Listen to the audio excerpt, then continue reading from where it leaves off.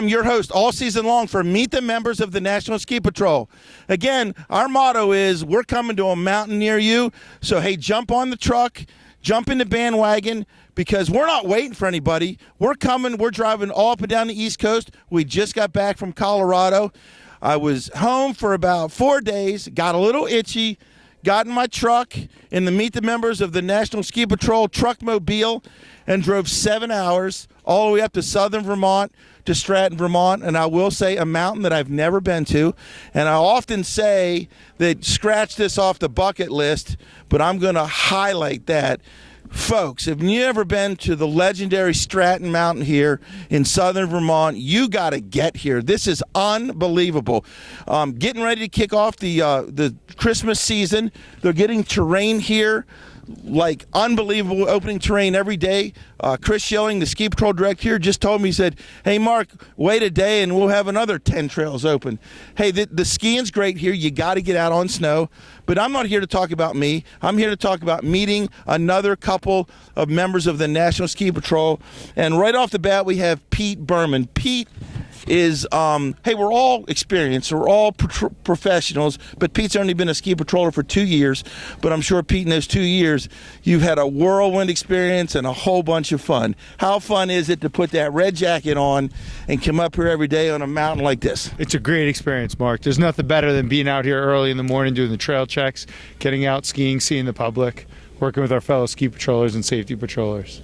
Now, the folks out here this week are, you know, we had a little bit of a rough opening. We haven't had a whole bunch of cold weather and snow, but they are getting trails open. And I don't know how much actual fun regular skiing you're getting, because you're opening trails and putting up pads and putting up fences and stuff like that. But, hey, that's part of the job, right, Pete? Yeah, we're having a good time. We get some runs in. Don't worry about us. If you're sitting home on a couch, we're up here skiing. So, Pete, how did you get here? How did you get into the ski patrol business? And to take the outdoor emergency care class, that gets long after a while. So how'd you keep motivated and say, it's coming? I'm going to be on snow in a couple weeks. I'm going to get there. I'm going to get there. So I actually had a background, Mark. I started out my early career right out of college. I worked as an inner city paramedic for 4 years. Then got into business, family business, been off the emergency services for a few years and family, and been coming up to Stratton for 5 years from Warwick, New York. Kids are in the ski programs, wife's in a ski program, and I was looking for something to do. So I signed up 2 years ago, and it's been great. So for the medical, the OEC was easy. Dropped right back into it. Hey, folks, you heard it from Pete right here. You know what? All you folks out there, hey, this is a family affair. Everywhere we've been, every patroller says, they mention the word family. Either they're bringing their kids up and they're dropping them off at the front gate, and you're coming up and getting geared up to patrol.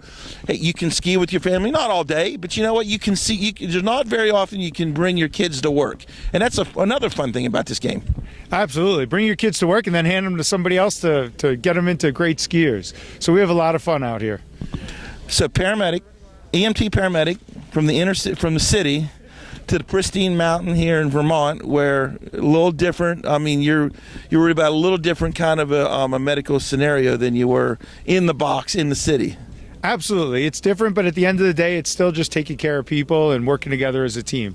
So the injuries are different, the mechanism injury, the nature of the illness, but like I said, at the end of the day, it's just a team working together to get people back to safety and off the mountain. Now, Pete, tell me about your ski history. Did you grow up skiing? Did you fall into it later in life, and how did that work? I fell into it in the Catskills. I grew up in Staten Island, New York, in a family that doesn't ski. I'm probably the only skier whose mom comes from Montreal in a family that doesn't ski. But started when I was about 12, 13 years old, and did religiously 5 to 10 days a year. And started my little kids when they were 3 down in Warwick, New York at Mount Peter. Nice little mountain. I don't know if you've been there. Good plug for Mount Peter. Never been there, but that's another one I'd probably like to get to one day. Had a good time there, and then my wife and I decided when they were about 8 and 5 that it was time to put them on a big mountain, and we've been here at Stratton ever since. Now, Pete, let's get this straight. Your mom's from Montreal. Tremblant is right in her backyard, and she never skied? Never skied. Never skied. How does that work? And didn't you say, hey, Mom, there's something wrong here or what? There's something wrong. So I started skiing at 12, right? And what is a 12-year-old to start skiing faces a challenge? Getting a lift ticket and get somebody to drive you. So then my dad started in his 40s. So now my dad skis. So it's pretty cool. Pete, it's not always about the free lift ticket. It's not always about coming out and free skiing. It's about being around the people. It's about helping people, I'm sure you get to know a ton of people here, whether it be taking their picture, helping them up, getting their ski on, and then just saying, hey, why don't you ski over here? This is a little better snow. How fun is that? I mean, the EMS care and the putting up the fences and the running ropes, I mean, that's kind of part of the job. There's a whole lot of other stuff involved. This is the people business. There's two interesting things there. Did you say there's a free lift ticket somewhere? Well, that's what I heard. That's what I heard. All kidding aside, you're right. What I enjoy the most is finding a community here on the mountain. The kids are off at ski school, and I was skiing, and then what? So with Ski Patrol, it's a great community. We're involved. You get to know the lifties. You get to know the mountain ops people, the other patrollers, obviously, the ski school folks. It's a lot of fun. Now, you mentioned ski school. I've been a patroller for a long time, and back at my home mountain, we used to have that little civil war, like who are the better skiers. How about here? Is it the ski patrol or is it the ski school, or do you even want to say? I would say they're definitely better skiers, and when we leave them behind, we admire their technique. So you're not afraid to blow a little powder on them, dust them up a little bit or anything like that? Nah, it's okay. As long as it's safe. It's all safe. Hey, folks, we're playing the safe game here, right? Hey, Christmas week coming up. Always a fun time in the ski industry. It kind of basically puts a punch in your arm for winter, and it gets it kicked off really well, and you're getting there a couple weeks away. And talk about some of the trails that are opening up here, and what are some of the trails that are the go-to trails for you when you get out of the car in the morning? Oh, I'll tell you, they've had Spruce open since we've been up here Saturday after Thanksgiving, and it's been in great shape, top of Spruce. I would definitely say check that out. Polar Bear's a nice run, and Black Bear early in the morning before everybody else gets there.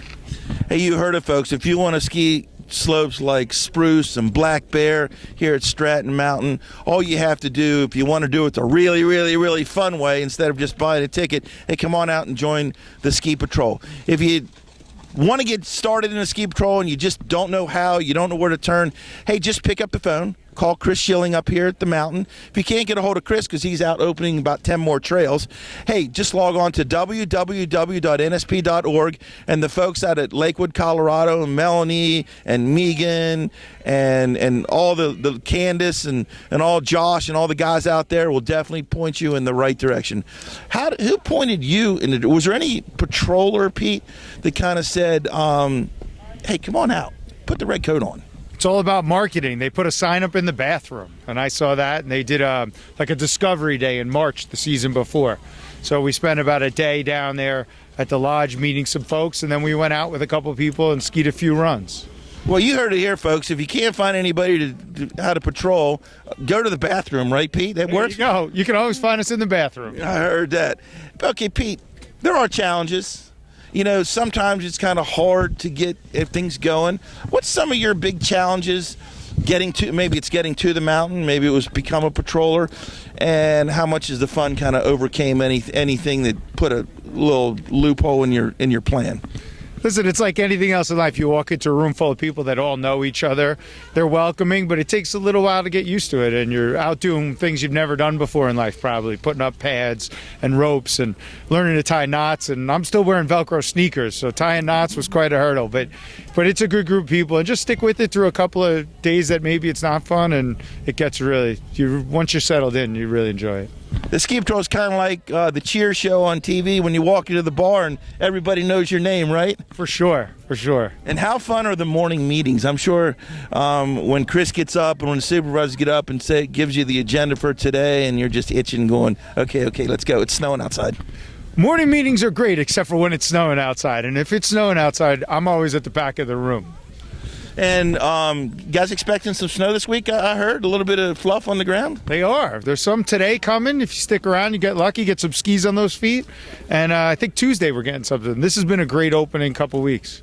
Hey, folks, they've been open since a little bit before Thanksgiving. They're gearing up for Christmas. Hey, don't wait till Christmas. Get in your car. Come on up now to Stratton Mountain. Ski with my guy Pete and my guy Jeff and Dick behind the camera there. Hey, this is a great time up here. Stratton Mountain is another place that we came to for Meet the Members of the National Ski Patrol. Again, I'm coming to a mountain near you, whether it's up north, whether it's down south, whether it's out west. Hey, tune in every Tuesdays and Thursdays on YouTube and all your social media outlets. If you don't want to do that, why don't you look on the NSP website, click on the calendar, and find out where I'm going to be and come up and be part of the live audience. Hey, Pete, thanks for coming on the show. And any advice out there, anything you want to say to the folks that may be thinking about, should I go to Stratton? Should I go over here? Should I go to any one of the other mountains? Why should they come to Stratton? We got the best snow and the best mountain, so come on out. And they got a high peak here. I just got off the gondola, and, I'm itching. I got to get on. I mean, Pete, you're a good guy, but, let's go skiing. All right? All right, thanks a lot. Hey, folks, I'm Mark Clem, again, your host all season long from Meet the Members of the National Ski Patrol. We'll see you next time out on the mountain.